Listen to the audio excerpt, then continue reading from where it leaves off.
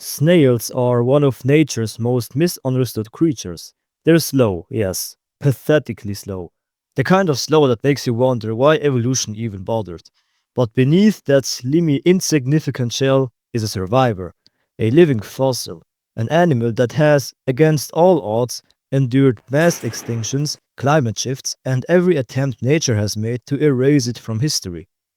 It has armor, it has resilience, it has a purpose, and despite its speed, when it arrives, it dominates the environment, which is exactly where the similarities to the king tiger end.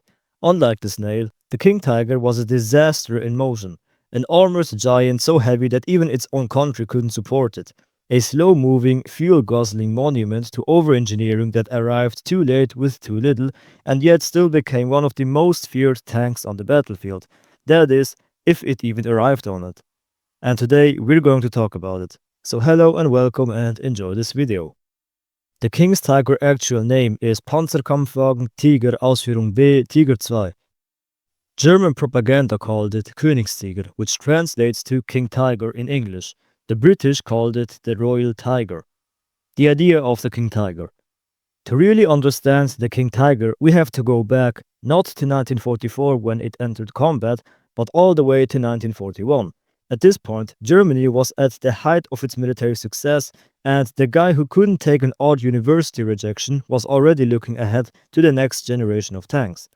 In a meeting on May 26, 1941, the German overachiever ordered the development of a new heavy tank. He specifically wanted something that could mount the 88mm Flak 41 anti-aircraft gun, which had phenomenal armor penetration capabilities.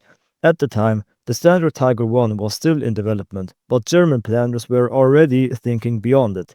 The idea was to create a super heavy tank that could dominate the battlefield for years to come. This wasn't just a case of adding a bigger gun. More firepower meant a larger turret. A larger turret meant more weight. More weight meant a stronger engine. And all of this had to be balanced while keeping the tank functional. Ferdinand Porsche and Henschel were both invited to submit designs. Porsche's approach was quite radical. He proposed an electric drive system similar to what he had attempted with the original Tiger I. Meanwhile, Henschel took a more conventional route and designed an extended Tiger I chassis with sloped armor, heavily inspired by the Panther tank. From prototypes to production. By October 1943, both designs were reviewed, and Charlie Chaplin's evil twin made his decision. Porsche's design was rejected. His complex electric motors relied on copper, a material Germany could no longer afford. Henschel's design, now designated VK4503H, was officially chosen. The first prototypes rolled off the production line in December 1943. But there was another problem: the turret. The first 50 tanks were fitted with what is often called the Porsche turret, though it was actually designed by Krupp. This turret had a major shot trap. Its rounded shape could cause incoming shells to deflect downward into the tank's weaker hull armor. To fix this, Krupp designed a new turret with a flatter, more compact front, which became the standard turret for all later production models. Power, protection, and problems. Now let's talk about what made the King Tiger so formidable. The main gun.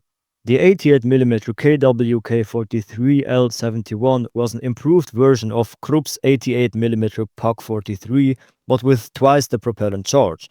It could penetrate almost any Allied tank at 3 kilometers. Armor. The whole front was 150mm thick, sloped at 50 degrees, which made it nearly impenetrable. Mobility. It used the same Maybach HL230 engine as the Tiger I and Panther, but there was one issue. While the Panther weighed 45 tons, the King Tiger weighed almost 70 tons. That extra weight severely affected its speed and reliability. And this is where the problem started. The King Tiger suffered from constant mechanical failures. The engine was overworked because of the weight. The transmission struggled because of the weight. And the suspension was prone to breaking because of the weight. Even more critically, fuel shortages that came from the current stage of the war for Germany meant that these tanks were often abandoned by their own crews after running out of fuel rather than being destroyed in combat. Additionally, the king tiger often suffered from a lack of high-quality metal. Many weld seams were poorly executed, which could lead to structural weaknesses. Under sustained fire, these weak welds could fail, which would cause armor plates to detach entirely. Combat and final days.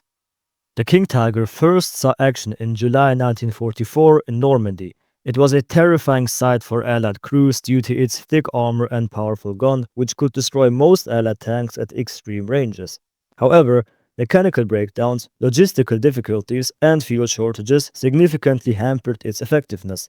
Many units faced delays in the deployment, and some tanks were abandoned by their crews when they became immobilized or ran out of fuel. During the Battle of the Bulge in December 1944, over 90 King Tigers participated. Many were lost not to enemy fire, but to fuel shortages and mechanical failures. By 1945, the war was collapsing around Germany, and production was constantly interrupted by Allied bombings of factories. The last recorded use of the King Tiger was during the Battle of Berlin in April 1945. By this point, the war was effectively over, and these tanks were either abandoned or destroyed by their own crews. The King Tiger's lasting impact. So, was the King Tiger a success? Well, I guess no. It was one of the most powerful tanks built during the Second World War, but it was also an engineering nightmare. Its massive cost of 800,000 Reichsmarks per tank meant that for every King Tiger, Germany could have produced 9 Sherman tanks. Ultimately, the King Tiger was another symbol of Germany's overengineering problem. It was too complicated, too expensive, and too difficult to maintain. While it dominated in tank duels, it was an ineffective weapon in the grand scheme of war. Anyways, that was all I had to say for today's video. I hope you enjoyed it. If you think I said anything that is not right, or you think I should have added any additional information to this video, please let me know in the comments and share your knowledge. Besides that, thanks for watching, and I'll see you in the next video.